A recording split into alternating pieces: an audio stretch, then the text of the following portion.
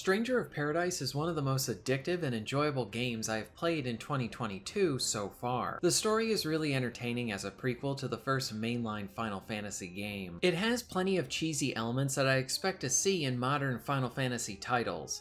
Along with this, the characters are pretty good and provide enough depth to get attached to their struggle and conflict. From a gameplay side of things, it's like a mix of a Souls title with the action-focused Final Fantasy games. The combat is really satisfying as there's a large amount of classes to choose from, each with their own unique ins and outs. While in battle, you can switch between different classes, meaning that you can have a heavy melee-based damage dealer 1 minute, and then be more of a support or ranged fighter the next. Gameplay-wise, you're trying to break the enemy's stun gauge so that you can perform takedowns on them. This means that you can either try to take advantage of your environment or you're finding weaknesses to deplete their gauge. Loot is earned from almost everything you do, and as such there's plenty to keep you coming back. I couldn't get a good read on the title from the poor marketing, but once you try it, there's a lot to like about this title, and I'm still enjoying it even after beating it.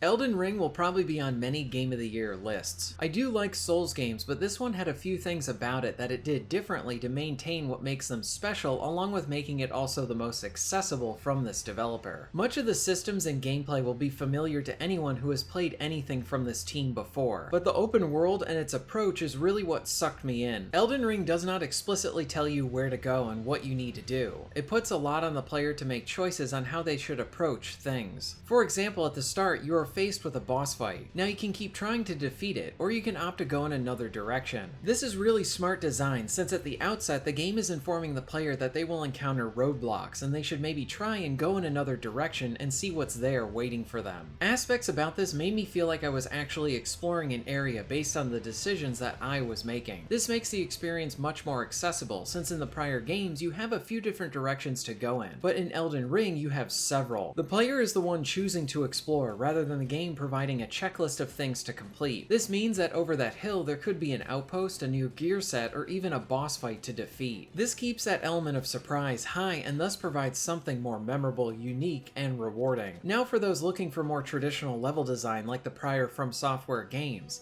The story-focused dungeons are laid out just like that, with many interconnecting paths. Something else that factors into this is that you become intimately familiar with much of the map, more so than in any game that offers a checklist type design. Since you never really know what you're going to find on your journey, it allows you to really take in the game much more. There's a lack of modern handholding to carefully guide the player from beginning to end. In this approach, Elden Ring allows for true player-initiated exploration, along with a map that tells you what the land may look like, from hills to bodies of water, but it never really says over here is a base or here is an optional cave dungeon for you to complete. It is a tough game, but one that I greatly enjoyed. This isn't a game for everyone, but it is one that everyone should try.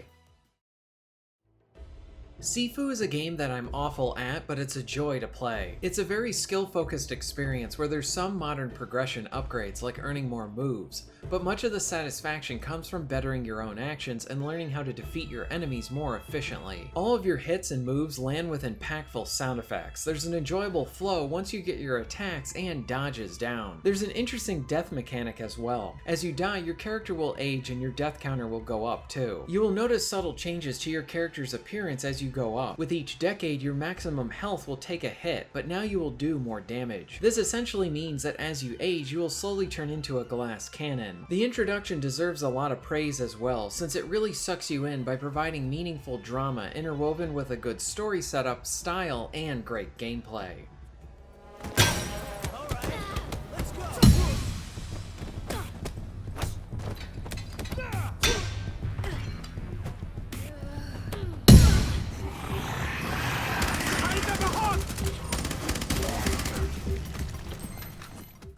Rainbow Six Extraction is a really fun co-op game. You and 2 other friends are tasked with entering levels, completing objectives, and trying to survive. From a replay standpoint, the randomization is what helps to keep the action fresh. Each level is made up of 3 areas, with the order of them being changed each time you do a match. This means that the final room in round 1 could be the first room you do in another. On top of this, the objectives are random as well. When you combine both of these, you have the same familiarity with some of the locations, but by not knowing the order or what objectives you will find each time, it helps to keep things engaging. Much of the mechanics are lifted from Rainbow Six Siege. so the shooting and controls feel great, with them feeling a bit more arcadey here. Each of the operators have their own sets of unlocks, weapons, and abilities. When your operator is hurt, you'll need to take a break for a round or so they can heal. Now you can choose to enter a level with an operator at 80% health, but it's going to be a lot harder. If your operator is killed in a match, you will need to then save them when you go back to that level. What I liked about this mechanic is how it encourages and pushes the player into trying much of the roster of characters.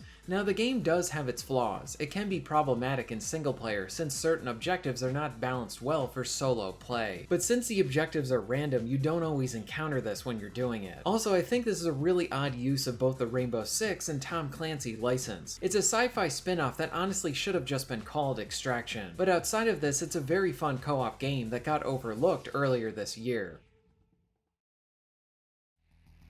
I love this series. It's a set of games that continually incrementally improves with each new entry, and now in its current state, it's a combination of Hitman, Splinter Cell with over-the-top sniping violence. Sniper Elite 5 is a very fun game that offers a wealth of options to the player. The campaign missions are rather big with lots of spaces to discover, along with different tactics to use on your enemies. The gameplay is essentially made up of 3 different main paths. You can choose to play this like a World War II stealth game, taking enemies out and hiding bodies, along with using different sounds in the environment to mask your loud sniper shots. Or you can treat this like a traditional third-person shooter where you use cover, loud weapons, and a lot of explosives. Or you can focus on being just a sniper, timing your shots, thinning the herd before moving on, and even setting up traps if they try to converge on your location. What I love about the general gameplay is how you can pivot at any point to any one of these playstyles. This means that campaign missions are meant to be played more than once, and they offer a lot of value to the player along with a co-op option. New to the series is the invasion mode, where an enemy player can join your game and try to take you out. This turns the campaign into a multiplayer event, and it's a lot of fun. The main drawback with this inclusion is how the campaign missions are designed to sort of funnel you towards the enemy sniper. This means that while the missions are rather open with lots of options, there's lots of odd invisible walls or paths that are blocked that honestly shouldn't be. While I don't think that Sniper Elite 5 surpasses 4 overall, it's still a great game and has some very smooth gameplay for the series. Plus, there's a healthy amount of jank, and that only adds to the entertainment value.